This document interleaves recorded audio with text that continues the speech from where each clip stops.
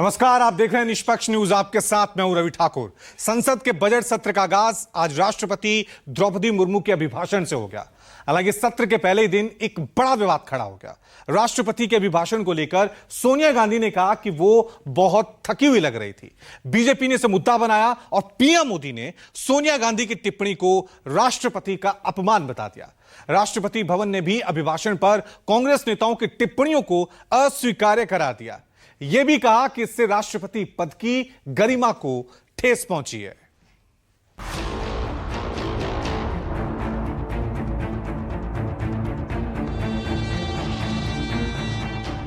पहला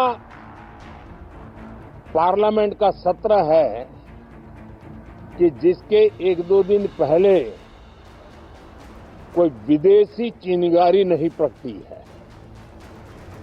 विदेश में से आग लगाने की कोशिश रही हुई है। उनके बारे में बात नहीं करते, जवाब नहीं देते। आपने पिछला सेशन देखा, चर्चा ही नहीं की, तो ये सब तो कहेंगे। मेरी सरकार के एक दशक के कार्यकाल ने विकसित भारत की यात्रा को नई ऊर्जा दी है।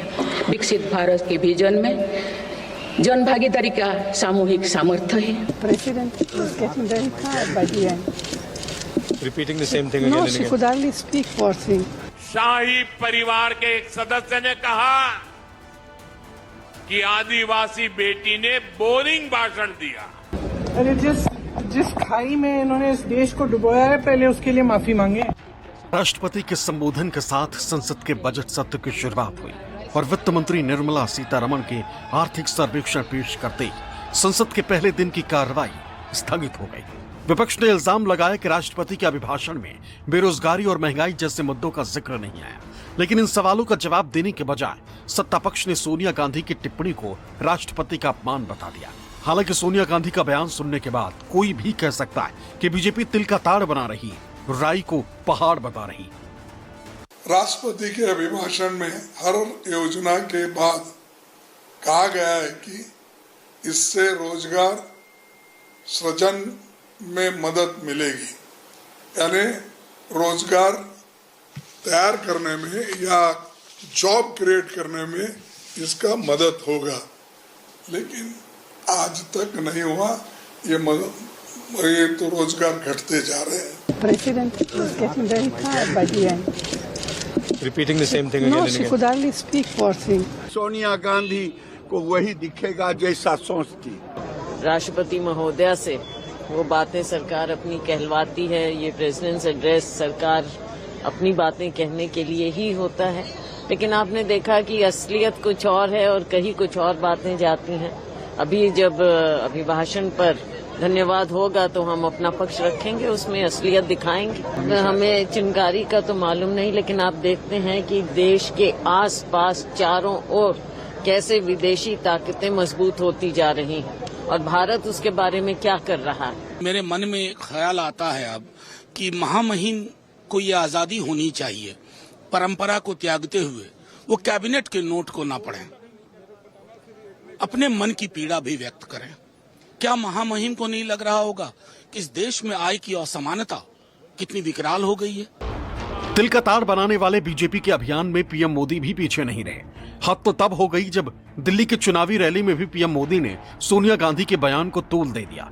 दलील ये कि सोनिया गांधी का बयान देश के 10 करोड़ आदिवासी भाई बहनों का अपमान है, देश के हर गरीब का अपमान है।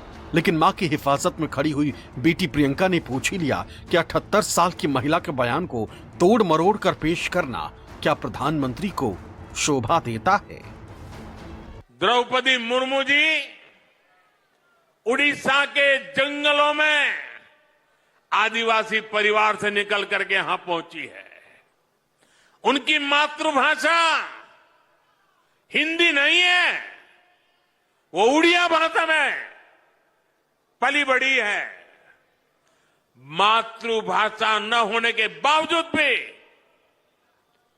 उन्होंने बेहतरीन तरीके से आज संसद को प्रेरित किया, भाषण दिया। लेकिन कांग्रेस का शाही परिवार उनके अपमान पर उतर आया है। शाही परिवार के एक सदस्य ने कहा कि आदिवासी बेटी ने बोरिंग भाषण दिया। दूसरी सदस्य तो इससे भी एक कदम आगे बढ़ गई। उन्होंने राष्ट्रपति जी को पुअर थिंग कहा। My mother is a 78-year-old lady. She simply said that the president must have been tired reading such a long speech. Poor thing. I don't think she fully respects. In fact, she has the utmost respect for her. And I think it's very unfortunate that this kind of thing is twisted by the media. They are both respected people. They are older than us. They are a certain age now, and it's pretty clear that she means no disrespect. Budget सत्र के पहले दिन संसद की कार्यवाही स्थगित होने से पहले वित्त मंत्री निर्मला सीतारमण ने वित्त वर्ष 2024-25 का आर्थिक सर्वे पेश किया, जिसके मुताबिक 2025-26 में वास्तविक जीडीपी विकास दर 6.3 से 6.8% के बीच रहने का अनुमान है और 2047 तक विकसित भारत बनने के लिए 20 साल तक 8% के विकास दर की दरकार होगी। हालांकि पीएम मोदी ने भी विकसित भारत को अपना संकल्प बताया, लेकिन चुनावी चौखट पर खड़े दिल्ली और बिहार के नेताओं ने इसे अलग मोड़ दे दिया। और मैं विश्वास से कह सकता हूं कि 2047 जब आजादी के 100 साल होंगे, विकसित भारत का जो संकल्प देश ने लिया है, सब लोग ये देख लें कि आम आदमी पार्टी की सरकार से उनके बजट पे कितना असर पड़ रहा है। आज आम आदमी पार्टी की सरकार बहुत सारी सुविधाएं दे रही हैं। उन सुविधाओं से मौजूदा सुविधाओं से लोगों को लगभग हर परिवार को दिल्ली में 25,000 रुपए महीने का फायदा हो रहा है। भारत के इकोनॉमी अन्य देशों की तुलना में अच्छा ही है।